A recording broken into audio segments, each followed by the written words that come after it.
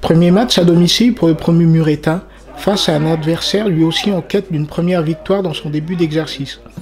Et malgré le rythme mis par la formation haut-garonnaise des entames de rencontre, ce sont les Géroïtais sur une combinaison prise sur coup de pied arrêté qui ouvrait le score par Yann Michel dès la 22e minute de jeu.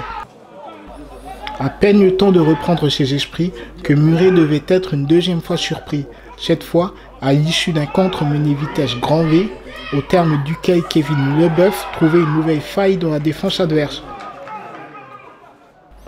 Mais peu avant le retour au vestiaire, Muret allait lui aussi parvenir à faire trembler les filets, Cédric Lubaja profitant d'un mauvais renvoi de la défense pour voir sa frappe victorieusement déviée. On manque de solidité. Voilà, notre problématique, elle est là. On est capable de faire de très bonnes choses, de très bons enchaînements, on est capable de marquer des buts. Après, il faut maintenant gagner en efficacité défensive. Sinon, on n'y arrivera pas. On sera toujours déçu. On ne peut pas se faire cueillir à l'extérieur 3 fois suite à des coups de pied arrêtés. Et là, suite à des coups de pied arrêtés, c'est vraiment que de la concentration. Voilà, donc c'est décevant.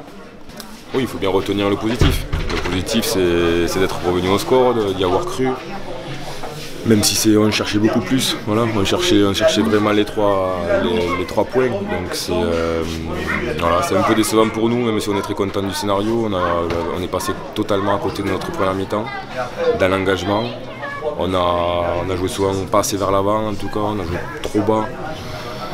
Voilà, donc c'est des choses qu'on a essayé de rectifier à la mi-temps. C'est des choses on a discuté entre nous. C'est vrai, la seconde mi-temps, il y a beaucoup plus d'enthousiasme, comme tu dis, il y a beaucoup plus d'envie, il y a beaucoup plus d'engagement.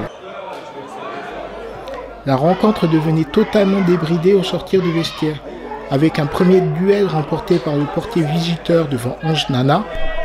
Et quasi dans la continuité de cette action, Kevin Leboeuf se faisant la main et côté droit pour donner 2 buts d'avance à sa formation.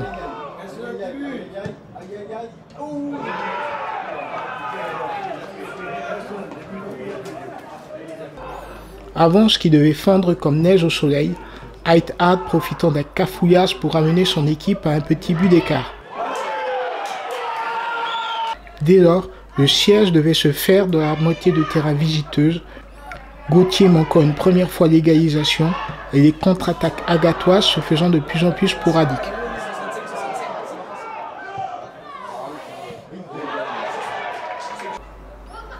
Et à force de plier, malgré le court sursis accordé sur un coup franc de Srifi repoussé par la barre transversale, la formation héroïtaise finissait par rompre, lorsque Vergne ramenait la marque à 3 buts partout par une improbable et spectaculaire reprise acrobatique.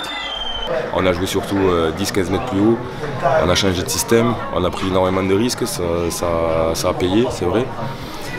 Voilà, maintenant on prend ce 3e but d'entrée de seconde mi-temps qui nous fait très mal parce que c'est encore de la naïveté de notre part. Voilà, clairement que c'est pas du talent ou un déséquilibre collectif de Agde. J'attends de mon groupe qu'il apprenne beaucoup plus vite. Voilà, qu'il apprenne beaucoup plus vite parce que les week-ends passent, on est déjà à la 4e journée. Voilà, la semaine prochaine, donc un déplacement à Tarbes qui sera important pour nous, d'aller récupérer des points qu'on a perdus ce soir. Voilà. Parce que ce soir il y avait la place pour prendre les 3 points. Voilà, c'est des heures de jeunesse qu'on paye lourdement. Voilà, depuis le début, voilà, nous on a des actions, je pense qu'on mérite de gagner ce match, on a plus d'actions qu'eux. Nous on manque de réussite, eux à chaque fois qu'ils nous font mal, ça finit au fond, quoi. Donc voilà, la différence de ce soir c'est le réalisme de Agde et on retiendra, comme je l'ai dit tout à l'heure, l'engagement, l'enthousiasme de cette seconde mi-temps.